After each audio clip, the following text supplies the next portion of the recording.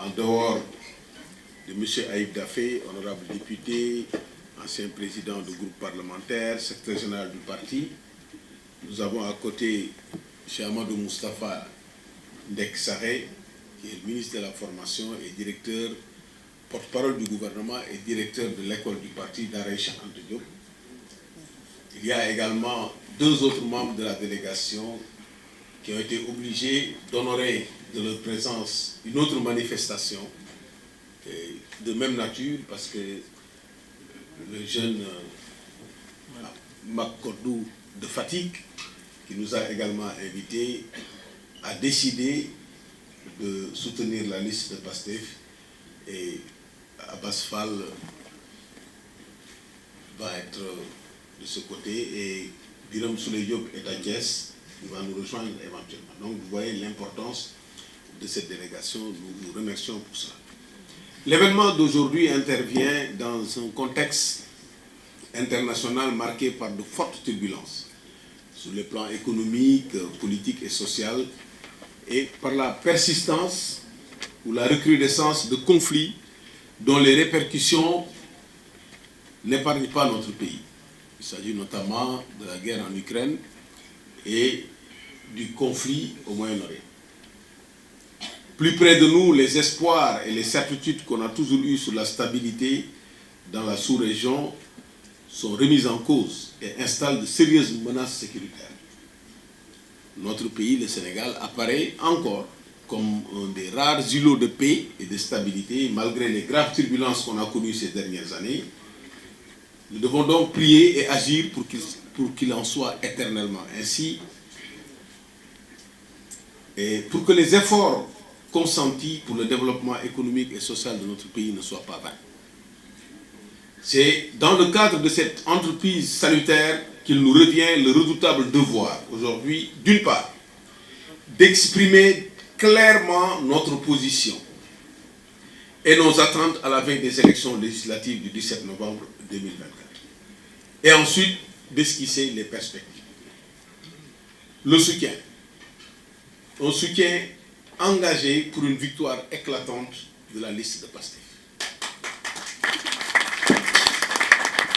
Alors, le parti Tabac Construire, dont j'ai l'honneur de présider aux destinées, conscient de la situation actuelle et des exigences de l'heure caractérisées par une forte et légitime espérance d'amélioration de la vie quotidienne du peuple sénégalais, a décidé, après avoir analysé les résultats de l'élection présidentielle du 24 mars, après avoir soutenu sans réserve le président Bassirou Diomaye Diakhar Faye, le premier ministre Ousmane Sonko et son gouvernement, après avoir plaidé très tôt la dissolution de l'Assemblée nationale, qui était devenue un obstacle manifeste à la mise en œuvre des politiques publiques entreprises par le nouveau régime, nous avons donc décidé de voter et de faire voter en faveur de la liste Pastef dirigée par le président du parti Ousmane Sonko.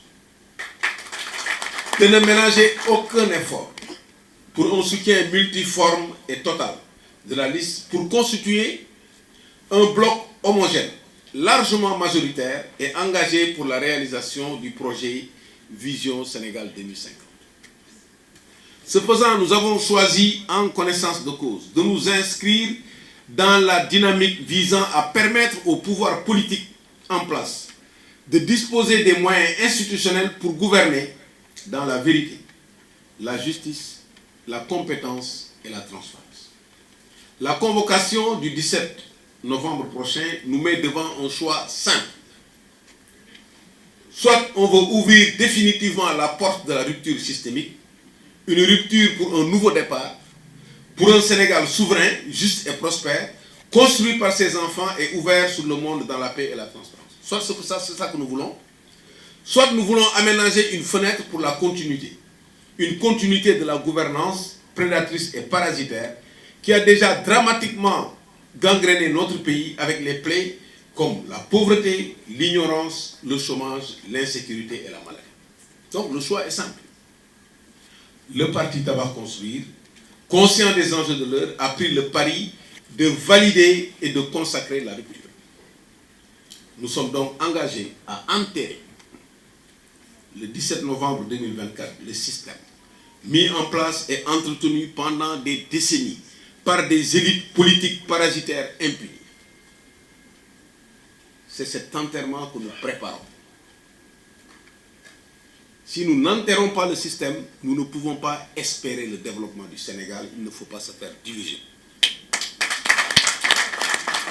Donc, au vu de la proximité entre le scrutin présidentiel et les législatives à la suite de la dissolution de l'Assemblée, considérant le réflexe de survie que vous avez constaté de la part des acteurs politiques, notamment les tenants du système et leurs béquilles, dont l'unique dessein est d'affaiblir le régime en place en se donnant les moyens de se procurer une impunité et d'empêcher la rupture tant souhaitée par le peuple au prix d'énormes sacrifices. On n'a jamais vu ça. Des gens qui cherchent le pouvoir, non pas pour construire, mais pour empêcher ceux qui ont pris le pouvoir de travailler. C'est la première fois qu'on voit ça au Sénégal. Ils n'ont pas besoin du pouvoir, ils ont juste besoin de se protéger et d'empêcher ceux qui ont gagné de gouverner. Donc c'est aux Sénégalais de prendre leurs responsabilités.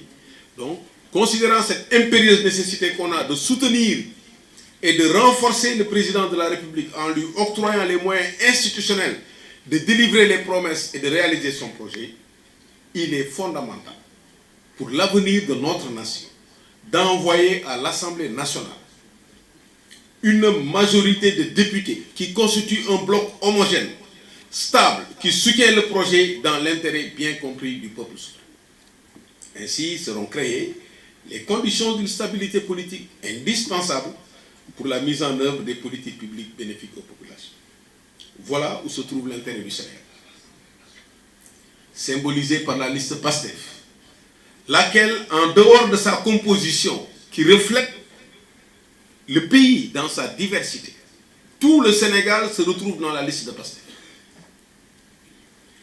Ensuite, c'est marqué par sa légitimité. Ce combat politique qui a été mené pendant 10 ans par PASTEF pour arriver à ce résultat lui donne une légitimité incontestable.